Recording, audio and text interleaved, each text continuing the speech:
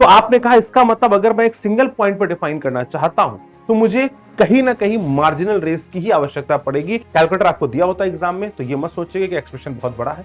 It is very simple expression, आप easily calculate कर सकते हैं। तो इस बीकर के अंदर एपरेंट डेप्थ कितनी होगी ये आपसे पूछा गया है, और यहां पर हमने दोनों ही एक्सप्रेशन को पूरी तरीके से सॉल्व किया, चाहे वो आईएनपीएचओ क्वेश्चन हो और चाहे वो जे एडवांस क्वेश्चन हो। मतलब अब मुझे nature of the image provide करना है, तो अगर ऑब्जेक्ट कहीं और होगा। हेलो बच्चों, welcome to the solution series of INPhO, और आज हम डिस्कस करने जा रहे हैं 2017 का क्वेश्चन नंबर 2। तो भाई साहब जल्दी से आते हैं इस क्वेश्चन के डिस्कशन को आगे बढ़ाते हैं। सबसे अच्छी बात इस क्वेश्चन की पता है क्या है? इस क्वेश्चन को चुराया गया है जेई एडवांस के द्वारा, और जेई एडवांस ने एग्जैक्टली सेम क्वेश्चन भी पूछा था जेई एडवांस 2020 में। तो 2017 की अगर बात करें तो 2017 में आईएनपीएचओ में आया और 2020 में जेई एडवांस में आया। तो हम डिस्कस करेंगे दोनों क्वेश्चंस को, दोनों के सॉल्यूशन को डिटेल में समझेंगे, और ताकि आप बहुत अच्छे तरीके से हर एक चीज को समझ सके तो कृपया करके जल्दी से आ जाओ फटाफट, और इस क्वेश्चन को बहुत अच्छे से देखना, क्योंकि ऐसे क्वेश्चन हैं जिनके थ्रू आप बहुत कुछ सीख सकते हैं। अब ये मिक्सिंग वाले क्वेश्चन हैं जहां फ्लूइड और रे ऑप्टिक्स दोनों को मिलाया जा रहा है, और साथ ही साथ रेडियस ऑफ कर्वेचर को भी मिलाया जा रहा है। तो यहां पर आपको मजा आने वाला है बच्चों, यहां पर आपको मजा आने वाला है बच्चों, किस चीज का? फ्लूइड का, रेडियस ऑफ कर्वेचर का, और किस चीज का? ज्योमेट्रिकल ऑप्टिक्स का। तो चलिए आइए शुरू करते हैं। क्वेश्चन में बोला गया है a free surface of mercury Hg is a good reflecting surface, a tall cylinder partly filled with Hg and possessing total moment of inertia I. कितना है इसका moment of inertia? I is rotated about its axis with the constant angular velocity omega naught as shown in the figure. The Hg surface attains a paraboloid profile. The radius of curvature rho of a general profile is given by, देखो आईएनपीएचओ की सबसे बड़ी बात क्या है ना, वो ये भी उम्मीद नहीं करता तुमसे कि तुम्हें ये फॉर्मूला याद होगा। हम जे एडवांस में तुमको ठोक ठोक के बजाते रहते हैं कि यार ये फॉर्मूला दिमाग में रखना, बट वो ये फॉर्मूला तुमको देते हैं। मैं बार बार बोलता हूं कि आईएनपीएचओ से आसान एग्जाम कोई नहीं होते हैं, बट यहां पर आपका एक्चुअल एप्टीट्यूड चेक होता है, एक्चुअल आपकी एनालिटिकल पावर चेक होती है, एक्चुअल आप कितना अच्छा सोच पाते हैं और कितनी अच्छी कैलकुलेशन कर पाते हैं, सिर्फ उसी की बात है। अगर आपको नॉलेज वाइज भी कम है तो भी आप काम कर सकते हैं, राइट? अब यहां पर बोला गया where the symbols have their usual meaning, बोला गया सबसे पहले obtain the expression of rho of the Hg surface in terms of omega naught distance x from the cylinder axis and g. यहां से ये एक्स है और ये वाई है, तो यहां किसी पॉइंट पर रेडियस ऑफ कर्वेचर क्या होगा इसका एक्सप्रेशन पहले निकालने को बोला गया है, राइट? तो अगर हम प्यारे बच्चों यहां पर बात करें कि किस तरीके से रेडियस ऑफ कर्वेचर को कैलकुलेट करना है, तो मुझे यहां पर बता दिया गया कि रेडियस ऑफ कर्वेचर को कैलकुलेट करने का तरीका यहां पर dy बाई dx है। मतलब मेरे दिमाग में हिट आ चुका है, इसका मतलब कि मुझे y is a function of x चाहिए। तो मतलब जब भी कोई एक कंटेनर जिसमें पानी या फ्लूइड भरा हुआ होता है और वो घूमता है, तो उसकी सरफेस एक पैराबोलिक फॉर्म करती है, पैराबोलिक सरफेस फॉर्म करती है। इस पैराबोलिक इक्वेशन हमने कई बार जेई में पढ़ी हुई है, आई डोंट थिंक कि आपको इसके डेरिवेशन की आवश्यकता पड़ती है, बट इक्वेशन मोस्ट प्रोबेबली आप सभी के दिमाग में होगी। तो आइए चलिए उस इक्वेशन से हम अपनी कहानी को समझने की कोशिश करते हैं और कहानी को जल्दी से निपटाते हैं। बहुत आसान बट अमेजिंग क्वेश्चन, ठीक है ना? अब इतना अच्छा क्वेश्चन था कि जे एडवांस उसको उठा लिया। तो अब यहां पर ये जो सरफेस फॉर्म होती है बेटा, ये जो सरफेस फॉर्म होती है, ये सरफेस होती है पैराबोलिक इन नेचर। कैसी होती है बच्चा?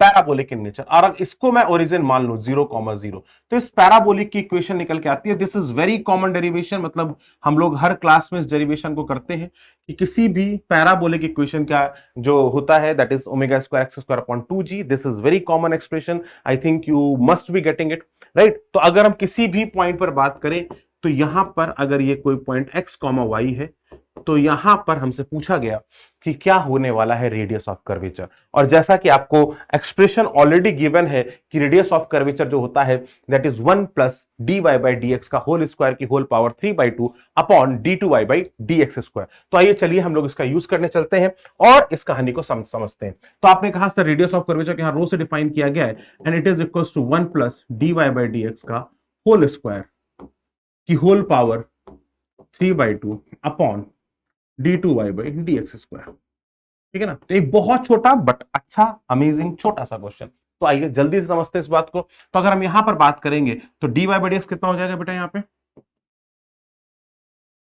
इसको डिफरेंशिएट करेंगे तो 2 omega square x upon 2g, यहां से 2 से 2 कैंसिल, तो dy बाई डी एक्स की वैल्यू आ गई omega square x upon g. In the similar way we can say d2y by d x square कितना होगा, तो उसको एक बार और डिफरेंशिएट कर देंगे तो it comes out to be omega square g. आपने कहा सर बहुत अच्छा, वेरी गुड।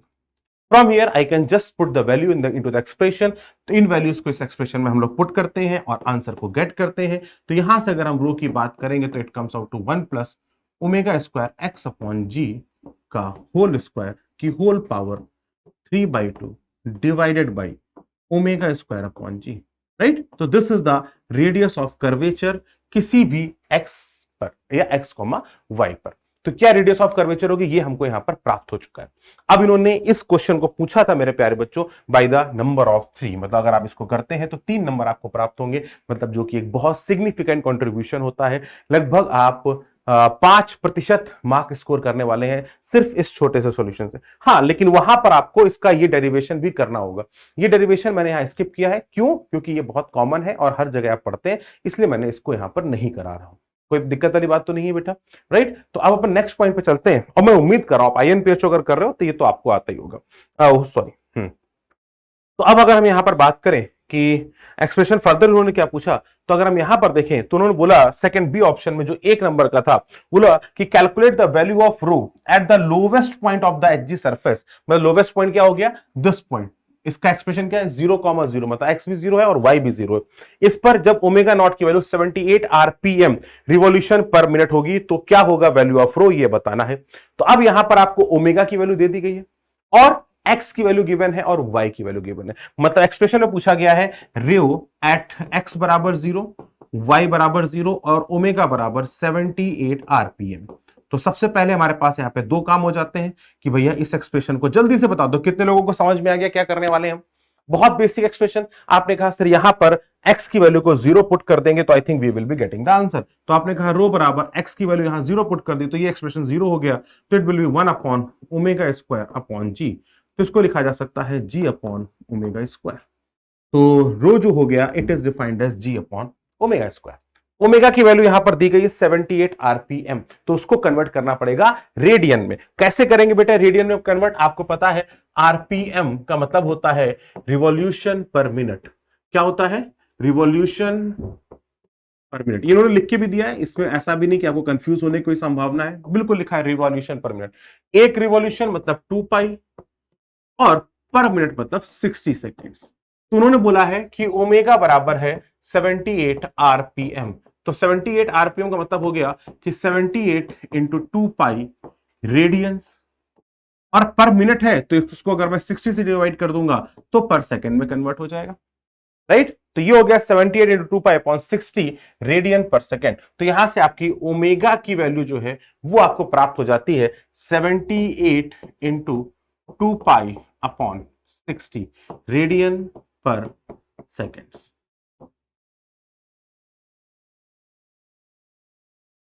क्या ये बात समझ में आती है बच्चों? कोई दिक्कत वाली बात, कोई परेशानी वाली बात? 100%। तो अब अगर मैं इस एक्सप्रेशन को कट करने की कोशिश करूं तो मैं यहां से कट कर सकता हूं 6 10 जा और 6 13 जा, राइट। और यहां से 2 और ये हो गया 5, राइट। तो ये चला जाएगा 13 पाई बाई 5 रेडियंस पर सेकेंड। This is omega. तो अगर मैं रेडियस की बात करता और उसके कैलकुलेशन की चर्चा कर रहा होता तो मैं लिखता आर बराबर आ गया था बेटा जी अपॉन ओमेगा स्क्वायर। देखिए यही आ गया था एक्सप्रेशन जी अपॉन ओमेगा स्क्वायर, तो हमने बोल दिया जी अपॉन ओमेगा स्क्वायर। तो जी हो गया। अगर हम वैल्यूज की बात करते हैं, पहले देख लेते हैं इन्होंने कुछ दी है। वैसे जनरली ऊपर की तरफ आपको जी की वैल्यूज गिवन होती है, ठीक है ना। अभी हम यहां पर इसको 10 के फॉर्मेट में यूज कर रहे हैं फॉर द कैलकुलेशन पर्पस, और ओमेगा स्क्वायर यहां पर आ जाएगा 13 पाई स्क्वायर इंटू 5 का स्क्वायर। कोई दिक्कत वाली बात? ये हमारे पास रेडियस ऑफ कर्वेचर निकल कर आ जाएगी। कैलकुलेशन के लिए आपको वहां पे कैलकुलेटर रहता है, तो आपको बहुत ज्यादा सोचना नहीं है कि सर ये कैलकुलेशन हमें कहां से करनी है, कैसे करनी है। You can easily do it. पक्की बात है बेटा। मैं नेक्स्ट एक्सप्रेशन पर आता हूं ताकि मैं आपको कोर्स समझा सकूं और कंसेप्ट की तरफ आपको ड्राइव कर सकूं, इसमें कोई दिक्कत नहीं हो। तो थर्ड ऑप्शन की तरफ चलते हैं जो वापस से 3 नंबर का पूछा था जेई आईएनपीएचओ 2017 में। बोला गया है consider a point object at 0, y0। क्या बोला गया है, एक ऑब्जेक्ट मान लीजिए कहां पर 0,y0 पर, और बोला गया है as shown in the figure obtain an expression for the image position y1 in terms of the given quantities, state condition on y0 for the formation of real and virtual images. अब ये images बनानी है real और virtual इस object की, तो अब हमें क्या क्या कंसीडरेशन में रखना पड़ेगा वो समझना पड़ेगा पहले। अब यहां पर हमको जैसे बता दिया गया है, ये एक्सप्रेशन बताइए क्या होना चाहिए। तो सबसे पहले आएगा सर इमेज बनेगी कहां से, तो आपने कहा सर देखो ये कर्व सरफेस है और वाटर की सरफेस एक रिफ्लेक्टिंग सरफेस की तरह काम कर सकती है, तो we will consider it as a reflecting surface, right. तो हम उसके इमेज की बात कर रहे हैं और उसके इमेज को लेके हम यहां पे चर्चा करने जा रहे हैं। कोई दिक्कत वाली बात तो नहीं, 100% पक्का। कुछ बच्चों के मन में यहां पर कई सारी बातें और भी उठती हैं, जो कंफ्यूजन्स बन के अंदर आते हैं। वो कई बार ऐसे भी आते हैं कि सर ऐसा तो नहीं कि सर यहां पर ऑब्जर्वर कुछ और होता, तो सर हम यहां से देख रहे होते तो हम बात करते कि सर रिफ्रैक्शन की इमेज का भी, तो रिफ्रैक्शन की इमेजेस की बात की जाती तो क्या बनती। ऐसा आपके मन में ऐसे कई सारे थॉट्स आ सकते थे। अब चूंकि हमको यहां रिफ्रैक्टिव इंडेक्स नहीं गिवन है मरकरी के बारे में, तो रिफ्रैक्शन के बारे में सोचना एक इम्पॉसिबल सा थॉट हो जाएगा, और मरकरी गिवन है तो रिफ्लेक्टिंग सरफेस सोचना ज्यादा बेहतर थॉट है। रिफ्रैक्शन के बारे में सोचना मरकरी के केस में, मैं सॉरी वाटर बोल गया था शायद पहले, तो I am sorry for that, but mercury है तो मरकरी के केस में रिफ्रैक्शन का सोचना बड़ा इंपॉसिबल सा थॉट हो जाता है, क्योंकि उस केस में रिफ्रैक्शन बहुत अच्छे देखने को नहीं प्राप्त होते हैं, तो उसका रिफ्रैक्टिव इंडेक्स ऑब्वियस सी बात है बहुत हाई होगा, और यहां रिफ्रैक्टिव इंडेक्स गिवन भी नहीं है, तो मैं उस तरफ सोचूंगा तो गलत हो जाएगा। तो मेरे को क्या बोला, इमेज बनानी है। अब इमेज बनाने के लिए मेरे पास सिर्फ एक ऑप्शन है, या तो रिफ्लेक्शन या रिफ्रैक्शन। रिफ्रैक्शन की बात नहीं कर सकते क्योंकि मरकरी का रिफ्रैक्टिव इंडेक्स दिया नहीं है, तो मुझे रिफ्लेक्शन के बारे में ही सोचना पड़ेगा। क्या पहली बात क्लियर होती है? आपने कहा सर हाँ पहली बात तो मुझे दिमाग में आती है कि सर रिफ्लेक्शन सोचना पड़ेगा, लेकिन सर ये पैराबोलिक बनेगा, तो सर पैराबोलिक मिरर के बारे में तो हमने कभी नहीं पढ़ा है, या पैराबोलिक मिरर तो हमारे सिलेबस में होता ही नहीं है। मैंने कहा हाँ बेटा, पैराबोलिक मिरर की बात करें तो वो नहीं होता है, ये बात आपकी बिल्कुल सही है, लेकिन मेरे प्यारे बच्चों देयर इज सर्टेन डिफरेंस। अब डिफरेंस क्या होता है बेसिक पहले समझना। अगर कोई भी आपको पैराबोलॉइड मिरर मिलता है, तो इस मिरर की सबसे खास बात एक होती है, उस एक्सप्रेशन के लिए तो हम इसको बहुत अच्छे से समझ सकते हैं, बाकी सभी एक्सप्रेशन के लिए आपको प्रॉपर ज्योमेट्री लगानी पड़ेगी। अब पहले समझिए, अगर रेज इनफाइनाइट से आ रही, इनफाइनाइट से रेज आ रही हैं, तो अगर मिरर पैराबोलिक नेचर का है, अगर मिरर पैराबोलिक नेचर का है, तो सारी की सारी जितनी भी रेज आएंगी यहां से, all the rays will meet at focus. सबकी सब जो होंगी वो पैराबोलिक के पैराबोला के फोकस पे मिल जाएंगे, राइट। ये एक्सप्रेशन परफेक्ट है, लेकिन for infinite rays, for infinite rays, right. अगर इनफाइनाइट रेज होंगी तो उसके लिए ये एक्सप्रेशन ठीक है, इसमें कोई बुराई वाली बात नहीं है। लेकिन सर यहां पर तो हमारे पास चैलेंज ये है कि सर ये पैराबोलिक मिरर होता और अनंत से आती, तो मैं डायरेक्टली इस बात को बोल सकता था कि सारी, चाहे वो पैरा एक्सियल हो या मार्जिनल हो, अगर पैराबोलॉइड मिरर है तो all the rays coming from the infinity will meet at the focus of the parabola. जबकि ये कहानी सेट नहीं बैठती है for the case of spherical mirrors. अगर स्फेरिकल मिरर्स होते हैं, अगर स्फेरिकल मिरर होता है तो सारी की सारी रेज कहां पर मिलती है, पैराबोला पे मिलती है, लेकिन जब हम मिरर को कैसा मानते हैं, जब हम रेस को कैसा मानते हैं, पैरा एक्सियल मानते हैं। अगर यही रेस मार्जिनल हो जाएंगी, दूर वाली हो जाएंगी, तो मीटिंग पॉइंट अलग अलग भी हो सकते हैं, एक सिंगल फोकस प्राप्त होना पॉसिबल नहीं होगा। बट आपने कहा सर अब यहां कैसे सोचे हम और क्या क्या हमको सोचना चाहिए, तो मैंने कहा देखो बेटा, यहां पर तो ऑब्जेक्ट यहां कहीं दिया है और उसके वर्चुअल और रियल नेचर की बात की जा रही है, मतलब अब मुझे nature of the image provide करना है, तो अगर ऑब्जेक्ट कहीं और होगा तो फिर मुझे पैराबोलिक शेप के लिए प्रॉपर ज्योमेट्री की आवश्यकता पड़ने वाली है, और हर एक रे का अपना अलग ट्रेजेक्ट्री होगी, अपनी एक अलग रास्ता होगा, अपना एक अलग पाथ होगा। तो मेरे लिए उसको एक सिंगल पॉइंट पे डिफाइन कर पाना इंपॉसिबल हो जाएगा। तो आपने कहा इसका मतलब अगर मैं एक सिंगल पॉइंट पे डिफाइन करना चाहता हूं तो मुझे कहीं ना कहीं मार्जिनल रेस की ही आवश्यकता पड़ेगी और वही मैं कर सकता हूं। तो आपको पहले लिखना पड़ेगा इस पॉइंट को कि sir, in order to get the proper object and image condition, we have to assume the rays to be marginal in nature. If paraxial in nature, if I assume the rays to be marginal in nature, for all the rays, the point of object or point of image will not be same, वो अलग अलग जगह पर अलग अलग हो सकता है, इमेजेस ब्लर बन सकती हैं, फिर मैं क्लियर कंडीशन नहीं बोल पाऊंगा। तो अगर मुझे क्लियर कंडीशन रियल और वर्चुअल की डिफाइन करनी है तो मुझे सिंगल पॉइंट्स के बारे में सोचना पड़ेगा। Then we have to assume for only paraxial rays. तो अगर यहां पर मैं बात करता पैराबोलिक के लिए, तो मुझे कहीं और ऑब्जेक्ट होता तो मुझे पूरी ज्योमेट्री डिफाइन करनी पड़ती और हर एक रे की अपनी ट्रेजेक्ट्री होती, हर एक का अपना नॉर्मल होता, एग्जैक्ट डिफाइन कर पाना मुश्किल हो जाता क्योंकि मुझे हर एक का point of incidence, point of normals और सबके बारे में देखना पड़ता, तो वो एक बहुत ही अलग कहानी हो जाती। तो जैसा कि पूछा गया है, तो ये मेरे इन्फर है, ये मेरा इन्फरेंस है जो मैंने डिफाइन किया, कहां से? Based on the question. और क्वेश्चन को लेके मैंने थॉट्स मेरे क्या क्या थे वो मैं आपके साथ शेयर कर रहा हूं।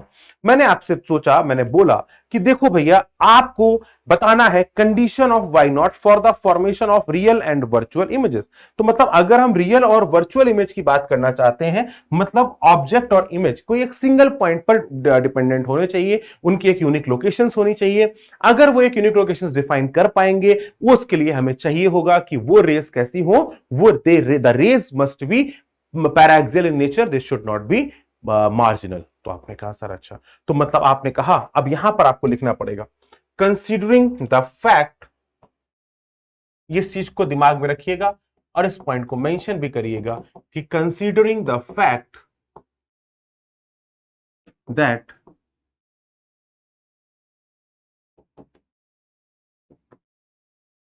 marginal rays may form different location of image, different location of image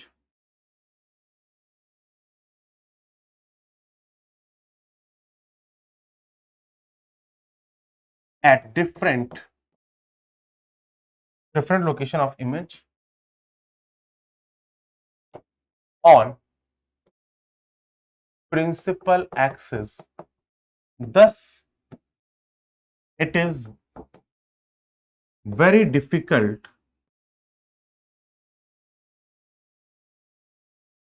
to define the condition. So, assuming only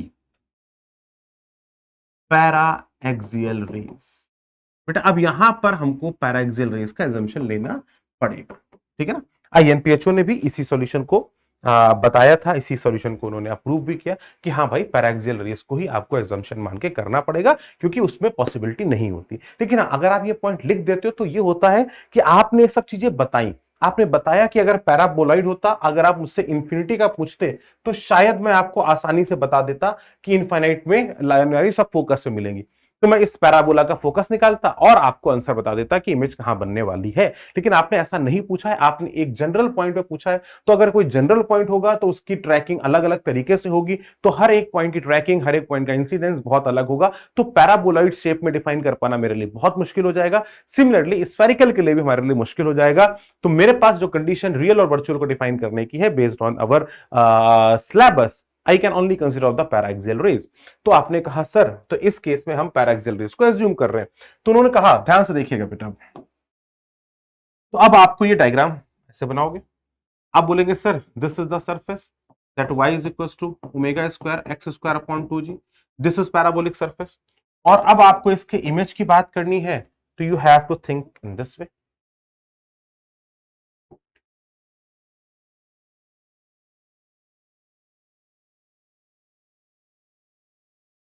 अब चूंकि हम बात कर रहे हैं सिर्फ पैराक्सियल रेस की, मतलब बहुत छोटे अपर्चर साइज की बात की जाएगी, we will be thinking of very small aperture size. और शायद मुझे वो लॉजिक भी समझ में आ गया कि मैं सिर्फ बहुत छोटे अपर्चर साइज की बात करूंगा।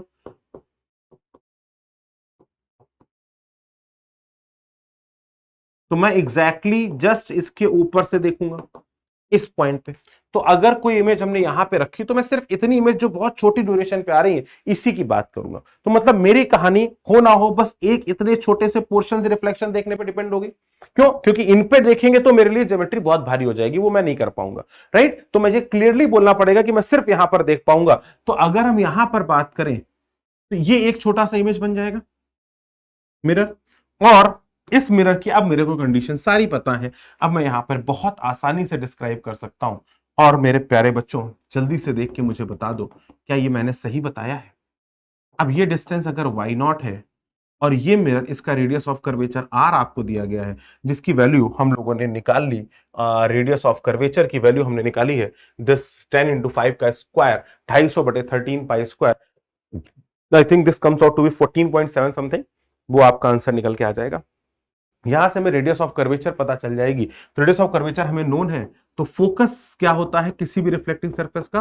r/2। We can assume the focus of a spherical surface is r/2, or because we are consider it a very small segment for the marginal for the paraxial rays, so we can consider it to be a spherical surface.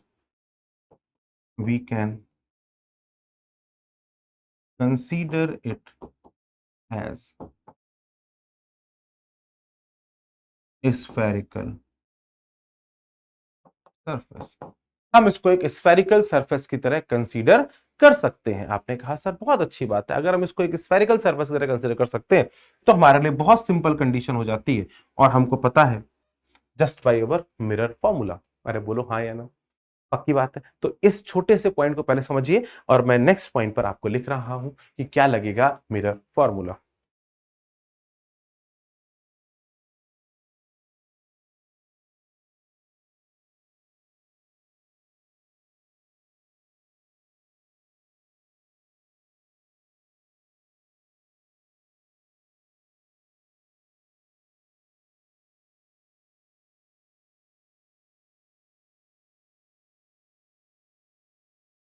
चालू करें? तो अब हम लोग next page पे आते हैं। Most probably आपने ये सब पॉइंट को समझ लिया होगा, लिख भी लिया होगा अच्छे से।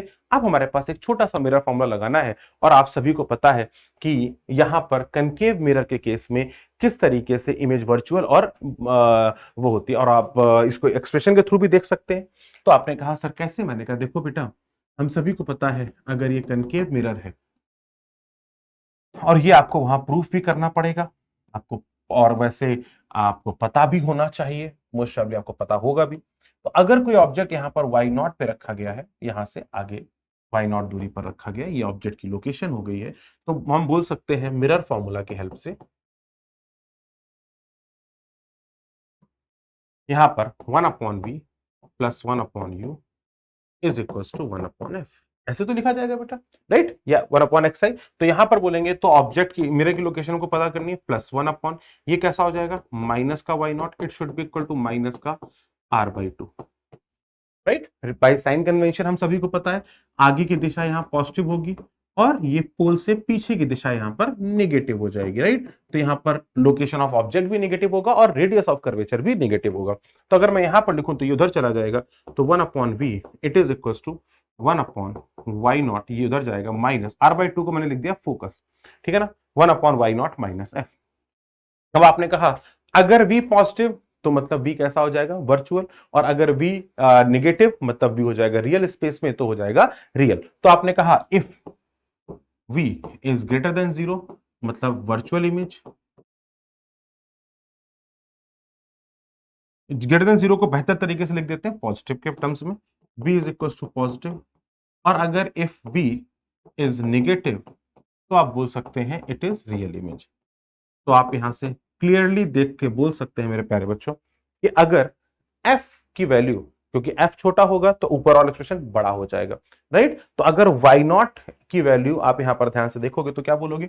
अगर y0 ग्रेटर देन f है, तो अगर y0 बड़ा होगा तो ओवरऑल एक्सप्रेशन छोटा होगा, f छोटा है तो ओवरऑल एक्सप्रेशन बड़ा होगा, मतलब वैल्यू निगेटिव आएगी।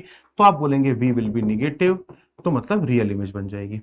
और अगर y0 लेस देन f होगा तो v आपकी पॉजिटिव हो जाएगी और ये बन जाएगी वर्चुअल इमेज। दोनों कंडीशन आपके सामने क्लियर है। और अगर y0 बराबर f होगा तो v की वैल्यू इंफिनिटी हो जाएगी, अनंत पे चली जाएगी, राइट? ये बेसिक एक्सप्रेशन है जो हम सभी लोगों ने देखा भी है, समझा भी है और जाना भी है और पहचाना भी है। तो बेटा मेरे यहां पर हमारे पास बहुत सिंपल कंडीशन, या मैं जे एडवांस क्वेश्चन की तरफ भी अभी आने वाला हूं, लेकिन पहले मैं इस क्वेश्चन को पूरी तरीके से कंप्लीट करता हूं। तो क्वेश्चन के अंदर 3 पार्ट थे, टोटल वैल्यू थी 7 मार्क्स का क्वेश्चन, बहुत अच्छा सा क्वेश्चन, बट छोटा और छोटे दिमाग से आपको करना था। पहला फ्लूइड का कंसेप्ट लगना था कि इसका क्या बोलते हैं सरफेस की इक्वेशन क्या होती है, ये आप सभी को पता होगी, that y is equal to omega square x square upon 2g, ये वेरी इंपॉर्टेंट है। इसी एक्सप्रेशन को देखते हुए आपको रेडियस ऑफ कर्वेचर को कैलकुलेट करना था। Once you calculate radius of curvature, उन्होंने बोला कि रेडियस ऑफ कर्वेचर इस 0,0 पर कितना होगा वो बता दीजिए। हमने x की वैल्यू को 0 रखा, ओमेगा की वैल्यू को 78 आरपीएम दिया था, जिसको मैंने कन्वर्ट करके डाल दिया किसमें, रेडियन पर सेकंड में, जिससे हमने वैल्यू को कैलकुलेट किया, किसकी वैल्यू को, रेडियस ऑफ कर्वेचर की वैल्यू को, जो लगभग निकल के आती है 14.7, जैसा मैंने बोला था। इसकी वैल्यू आप कैलकुलेट करेंगे तो लगभग 14.7 सेंटीमीटर जो है वो निकल के आ जाएगा at x is equal to 0। ठीक है, तो अप्रोक्सीमेट आप कैलकुलेट करना चाहेंगे तो कैलकुलेट कर सकते हैं, कोई बहुत बड़ा चैलेंज नहीं है। कैलकुलेटर आपको दिया होता है एग्जाम में, तो ये मत सोचिएगा कि एक्सप्रेशन बहुत बड़ा है, it is very simple expressions, आप इजीली कैलकुलेट कर सकते हैं। मैं आपको यहाँ दिखा भी देता हूं, देखो कैसे करोगे। अगर आपने नहीं किया 250 बटे 13 का स्क्वायर होता है 169, डिवाइड बाई पाई का स्क्वायर को हम 10 ले लेते हैं, ये इससे चला गया, वैल्यू आ जाती है 25 अपॉन 169। मैं पहले कैलकुलेशन इसलिए नहीं कर रहा था ताकि मैं पहले आपको समझा सकूं, ठीक है ना। तो 25 बटे 169 आप डिवाइड कर दीजिए, you will get the correct answer, right. तो मैं आपको डिवाइड करके दिखा दूं, हा क्या बात है। तो जल्दी से करते हैं डिवाइड और देखते हैं इसका सही आंसर। तो अपने पास है 25 डिवाइडेड बाई 169, 0.147, तो ये वैल्यू आने वाली है 0.147, करेक्ट आंसर हो जाएगा 14.7 सेंटीमीटर्स, राइट। तो भैया मेरे ये आपके पास आंसर आ चुका है। अप्रोक्सीमेटेड वैल्यू के करस्पॉन्डिंग आप देख भी सकते थे, मेरे पास आ गया। अब मेरे पास उन्होंने तीसरा क्वेश्चन जो पूछा, जहां पर मेरे को थॉट्स देने इंपॉर्टेंट थे, क्योंकि मरकरी का सॉल्यूशन दिया गया था और इन्होंने बोला था, अच्छा एक चीज बड़ी मिसलीडिंग थी जो मैंने पहले सोचा कि यार मोमेंट ऑफ इनर्शिया का काम क्या है, आई का काम, क्योंकि जरूरत ही नहीं पड़ी थी कहीं, राइट। जनरली जितने भी एक्सप्रेशन ये देते हैं उन सभी का कुछ ना कुछ काम जरूर पड़ता है, लेकिन ये कुछ ऐसे एक्सप्रेशंस हैं उनका काम नहीं पड़ा, तो आई के करस्पॉन्डिंग ये घूम रहा है, राइट। तो अब यहां पर बोला consider a point object at 0,y0, यहां पर एक ऑब्जेक्ट को मान लीजिए, obtain the expression for the image position yi in terms of the given quantities, yi की वैल्यू को आप बताइए इन टर्म्स ऑफ गिवन क्वांटिटी, और उसकी कंडीशन बताइए कि क्या होगी, कि वो रियल और वर्चुअल कब होगा। It is a very simple case, कि जब मैंने सोचा कि यहां पर क्या केस मुझे लेना है, रिफ्लेक्शन या रिफ्रैक्शन। अगर रिफ्रैक्शन लेना होता तो वो मरकरी का रिफ्रैक्टिव इंडेक्स देते, बट ऐसा कुछ उन्होंने दिया नहीं है, मतलब मैं रिफ्रैक्शन के केस को कंसीडर नहीं करने वाला हूं, मैं सिर्फ और सिर्फ रिफ्लेक्शन को कंसीडर करूंगा। सरफेस पैराबोलिक है और पैराबोलिक के लिए मेरे पास कोई ऐसे फॉर्मूले अवेलेबल नहीं है, या मेरे कोर्स में कोई ऐसे फॉर्मूले नहीं है जिसके थ्रू मैं बता सकूं कि ऑब्जेक्ट रियल या वर्चुअल होगा।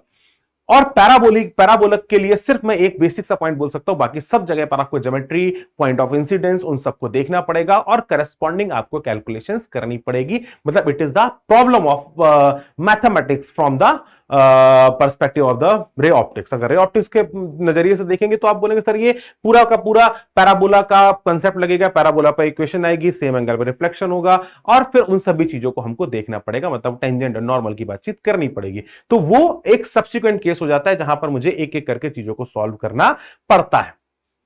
तो पैराबोलिक के लिए मेरे पास जनरल एक्सप्रेशन अवेलेबल नहीं है। तो आपने कहा इसका मतलब मैं ऑब्जेक्ट और इमेज कंडीशन की अगर मैं बात करूंगा तो आई कैन वेरी सिंपली से कि अगर पैराबोलिक मिरर होता तो मैं ये बोल देता कि अगर इन्फिनिटी से रे आती तो वो उसके फोकस से मिलती, लेकिन ऐसा कंडीशन नहीं दिया गया है, तो I can not comment upon the condition की पैराबोलिक मिरर में फिर बाकी जगह क्या होने वाला है। तो ऐसे केसेस में फिर हमने अगर बात की कि अगर स्फेरिकल मिरर लेते हैं तो स्फेरिकल मिरर के केस में भी इमेज और ऑब्जेक्ट की यूनिक लोकेशन तभी डिफाइन हो पाती है जब रेज हमारी पैराएक्सियल इन नेचर हो, मार्जिनल इन नेचर ना हो। मार्जिनल के केस में स्कैटर्ड इमेज हो जाती है, थोड़ी ब्लर इमेज हो जाती है, थोड़े अलग अलग लोकेशंस पर ऑब्जेक्ट मिल जाता है।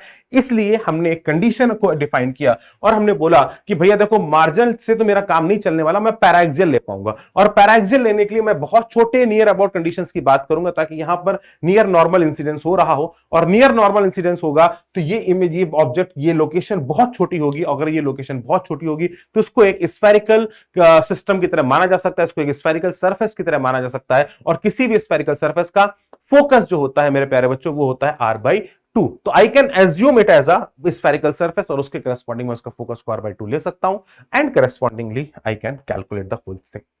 So this was the very good question, very amazing question. I think you have got it.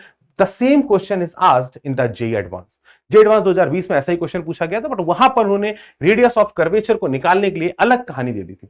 उन्होंने बोला कि a beaker of radius r is filled with water, refractive index 4/3 up to the height capital H as shown in the figure on the left. The beaker is kept on the horizontal table, rotating with angular speed omega. This makes the water surface curved so that the difference in the height of the water level at the center and the circumference of the beaker h. और बोला ये बहुत छोटी है. तो अब यहां पर इन्होंने गेम खेला है इस नेग्लेक्शन का, जो गेम हम खेलना चाह रहे थे, जो हमने वहां जाकर खेला कि भैया हमने माना, इन्होंने पहले ही बोल दिया कि ये बहुत छोटा है, मतलब इसको बहुत बड़ा मत मानो. उनका बहुत अच्छी बात है, नहीं मानेंगे हम. एज सुंदर the takes this surface to be approximately spherical with radius of curvature r. तो इसको बोल दिया उन्होंने कि मान लो कि ये एक अप्रॉक्सीमेटली स्फेरिकल सरफेस है जिसका रेडियस ऑफ कर्वेचर r दिया गया है, मान लो. हमने कहा तो बहुत बढ़िया, मतलब जो एजम्पशन हमें आईएमपी 2017 में लेने थे वो उन्होंने पहले ही दे दिए कि भैया मान लो, अब कर लो. तो अब कैसे करें? उन्होंने कहा बताओ भैया रेडियस ऑफ कर्वेचर कितना होने वाला है, एपरेंट डेप्थ कितनी होने वाली है. तो इसके लिए हमें बात करनी है ज्योमेट्री की. तो सबसे पहले बात करते हैं कि जैसा कि आप सभी को दिया गया है, पता है कि इसका h बहुत छोटा है in compare to small r, और स्मॉल r क्या है, इसकी रेडियस. तो यहां से यहां तक की दूरी अपने को स्मॉल r है, तो h की वैल्यू कैलकुलेट करेंगे तो हमको पता है ये एक्सप्रेशन जो होता है बेटा, यहां पर y की वैल्यू हो जाएगी omega square x square upon 2g. अरे बोलो मेरे भाई, बोलो बोलो बोलो, बोलो बोलो बोलो, अरे बोलो पक्का. तो आपने कहा सर अगर मैं x की वैल्यू r रख दूं तो यहां पर स्मॉल h की वैल्यू हो जाएगी omega square r square upon 2g. आपने कहा सर बिल्कुल सही बात कर रहे हो, तो यहां पर हो जाएगा omega square r square upon 2g. This is the value of small h. अब आपने कहा सर इसमें मैं कैसे r को कैलकुलेट करूं, रेडियस ऑफ कर्वेचर मैं कैसे फाइंड करूं. तो आपने कहा देखो सर यहां पर बनेगा ये ज्योमेट्री मेथड हम लोगों ने कई बार, मान लीजिए रेडियस ऑफ कर्वेचर इसका r है, इसका सेंटर यहां पर है, तो ये डिस्टेंस टोटल यहां तक की r, और ये h हाइट चली गई तो ये डिस्टेंस हो जाएगी r माइनस h, और ये हो गया स्मॉल r. तो अगर मैं टोटल बात करता तो in this expression, in this triangle I can say कि this is r minus h and this is small r. तो आई कैन वेरी सिंपली से मेरे प्यारे बच्चों, हम यहां पर बोल सकते हैं दैट r माइनस h का whole square plus small r का whole square, it should be equal to capital R का होल स्क्वायर. तो अगर हम यहां पर देखेंगे तो क्या बन जाएगा, h square r square plus h square plus 2 RH plus small r square, it is equal to r square. और यहां पे माइनस होगा, माय मिस्टेक, माइनस 2RH. तो r स्क्वायर से ये r स्क्वायर कैंसिल, ये उधर चला जाएगा, ये हो जाएगा h square plus r square, it is equal to 2RH. ये लिखा जाएगा बेटा h स्क्वायर, सॉरी ये स्मॉल r है, तो यहां से कैपिटल R की बात करें तो हम लिख सकते हैं h square plus r square upon 2h. अरे बोलो हाँ या ना. इसमें कोई परेशानी वाली बात, इसमें कोई शंका वाली बात, कोई आशंका वाली बात बेटा किसी तरीके की? आपने कहा सर बहुत अच्छा. अब मैं यहां पर चाहूं तो h की वैल्यू यहां से उठा के डाल सकता हूं, ओमेगा स्क्वायर एक्स स्क्वायर, तो omega square r square upon 2g. From there I can put up the value of r over here, और from there I can calculate the value of r exactly. But मेरे पास ये expression यहां पर हमको देखने को मिल रहा है ए ऑप्शन में, h square plus r square upon 2h. तो हम यहां से भी डिफाइन कर सकते हैं. नेक्स्ट उन्होंने बोला है कि apparent depth of the water is close to. Apparent depth तो मतलब अब यहां पर रिफ्रैक्शन की बात हो रही है, एपरेंट डेप्थ निकालनी है. तो डेप्थ देखेंगे तो ऊपर से देखेंगे कि नहीं देखेंगे. तो अब यहां पर हमारे पास क्या गेम आ गया बेटा, यहां पर उन्होंने क्वेश्चन पूछ लिया कि एपरेंट डेप्थ कितनी होगी, एपरेंट डेप्थ कितनी होगी. क्या ये दिखाई पड़ रहा है?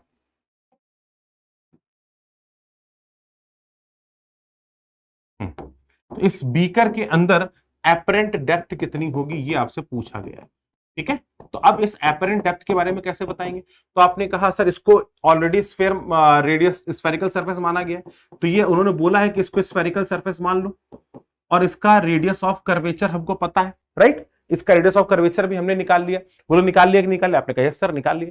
तो अब मुझे एपरेंट डेप्थ बतानी है, मतलब इस पॉइंट की लोकेशन बतानी है with respect to upper observer. तो यहां से ऑब्जर्वर के रिस्पेक्ट में इसकी लोकेशंस निकालनी है। तो हम सभी को पता है एक्सप्रेशन क्या होता है, μ2 upon v minus μ1 upon u, it is equals to μ2 minus μ1 upon r। तो यहां पर अगर हम बात करेंगे तो यहां से हमारी रेज आएंगी, तो ये रेज अपना इंसिडेंट रे हो गई, तो इसके मीडियम को बोला जाता है μ1, और जहां पर जाती है उसको बोलते हैं μ2। तो मतलब जहां पर जा रही है ये हो गया 1, तो ये हो गया 1 अपॉन v माइनस μ1, जहां से आ रही है मतलब ये रिफ्रैक्टिव इंडेक्स हो गया। इसका दिया गया है रिफ्रैक्टिव 4/3 दे दिया गया है, तो हम इसको 4/3 ले लेंगे।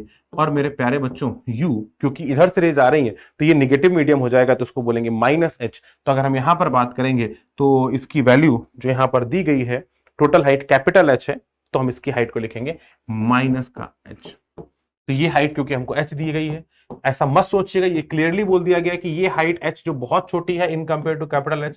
तो कृपया करके ये मत सोचिएगा इससे कुछ कम होगा, क्योंकि ये क्लियरली मेंशन्ड है कि h जो है बहुत छोटा है, मतलब small h is very very small in compare to this capital H। तो ये भी ऑलमोस्ट h होगा, ये भी ऑलमोस्ट h होगा, ऐसा हमको सोचना पड़ेगा। It should be equal to 1 minus 4/3 upon radius of curvature, इसका सेंटर ऊपर की तरफ होगा मतलब पॉजिटिव एंड पर होगा, तो इसको पॉजिटिव माना जाएगा। ठीक है, तो अब यहां पर अगर हम बात करेंगे तो 1 upon v it is equal to 4/3, ये उधर चला जाएगा और 4/3 माइनस 1/3 r बचेगा। तो आप यहां से जाएगा इधर की तरफ, तो ये हो जाएगा 4/3h, माइनस माइनस प्लस उधर गया तो माइनस हो गया, माइनस 1/3 तो माइनस का 1/r। तो v बराबर यहां से अगर आप देखेंगे तो 1/3 बेटा पूरे से कॉमन आ जाएगा और यहां पर हो जाएगा माइनस, तो 4/h plus 1/r। This will be the location of the image, मतलब ऑब्जेक्ट v की वैल्यू जो आपको दिखाई पड़ेगी। माइनस साइन है, इसका मतलब ये क्लियर दिखाई पड़ रहा है कि नीचे की तरफ ही इमेज बनने वाली है, निगेटिव साइड पर ही इमेज रहेगी। From here I can put the value of r into the expression. r की वैल्यू हम लोगों ने कैलकुलेट की थी, जो आ गई थी 2h upon h square plus r square, and from here I can put the value and get the answers.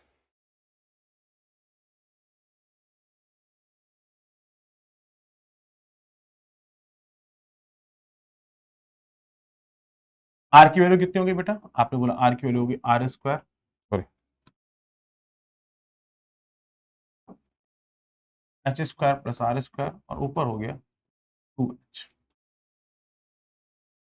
Clear है बेटा, आप आर स्क्वायर की वैल्यू को हम यहाँ पे डाल देते हैं, एच की वैल्यू को हम यहाँ पर पुट कर देते हैं, और after putting the value of small h, तो स्मॉल एच की वैल्यू कितनी होगी, omega square are square upon 2g।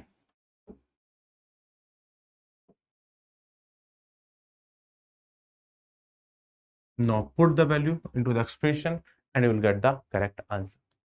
चलिए जल्दी से कोशिश कर लीजिए और निकालिए क्या है सही आंसर, जल्दी से बताने की कोशिश में लग जाइए।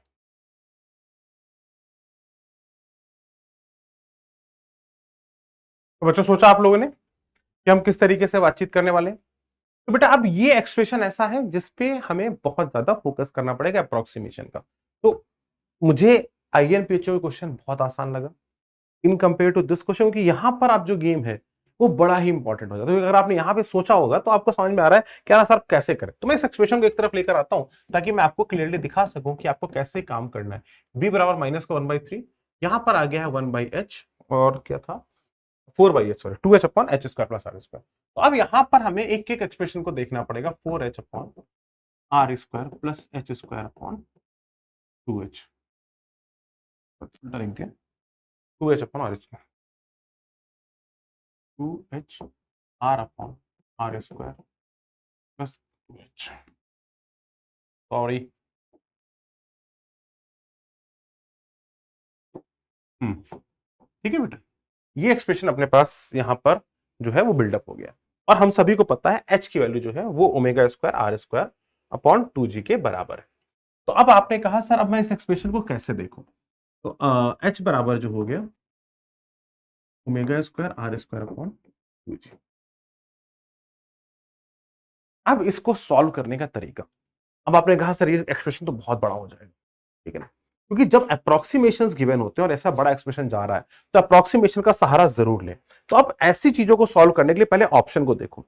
ऑप्शन में आपको दिखाई पड़ रहा है, शायद नीचे वाला ऑप्शन आपको थोड़ा विजिबल कम है, तो मैं इसको थोड़ा सा ऊपर करता हूं, ये आ गया। तो ये हो गया 3h/4, 3h/2, इधर आ रहा है ओमेगा स्क्वायर h/2g, इधर आ रहा है ओमेगा स्क्वायर h/4g। मतलब एक्सप्रेशन बहुत बड़ा कॉम्प्लिकेटेड नहीं बन रहा है। और यहां पर अगर देखा जाए तो स्मॉल h का फैक्टर खत्म हो रहा है, मतलब स्मॉल h की जगह वैल्यूज आने वाली है, और स्मॉल r का फैक्टर भी कहीं भी नहीं दिखाई पड़ रहा है। तो आपने कहा इसका मतलब कहीं ना कहीं मामला कुछ r और इसमें सेट होता हुआ दिखाई पड़ रहा है, मतलब इनकी वैल्यूज कट रही होंगी। तो आपने कहा अच्छा भाई क्या करें? तो आपने कहा सर यहां पर देखें तो स्मॉल एच जो है बहुत छोटा है इन कंपेयर टू आर। आपने कहा सर बहुत अच्छा। तो अगर मैं यहां पर ध्यान से देखूं तो जो हमने रेडियस ऑफ कर्वेचर निकाला है that is h square plus R square upon 2h। तो सर अगर हम देखें कि h जो है वो बहुत छोटा इन कंपेयर टू आर, तो एच स्क्वायर तो बहुत भी छोटा हो जाएगा in compare to R square.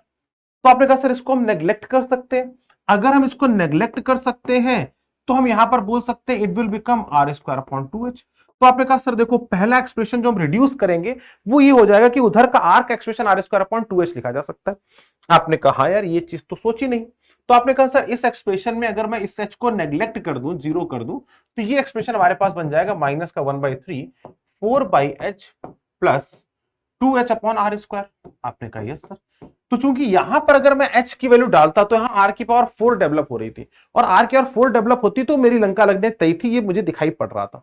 तो मैंने कहा r की पावर 4 मतलब यहां तो आंसर के एक्सप्रेशन में r है ही नहीं। तो मुझे ये समझ में आ गया यहां से देखते हुए कि यार r को उड़ाना पड़ेगा, अदरवाइज कोई ऑप्शन मेरे पास दिखाई नहीं पड़ रहा है। आपने कहा अच्छा सर अब क्या करें? मैंने कहा अब देखो h की वैल्यू उठाते हैं।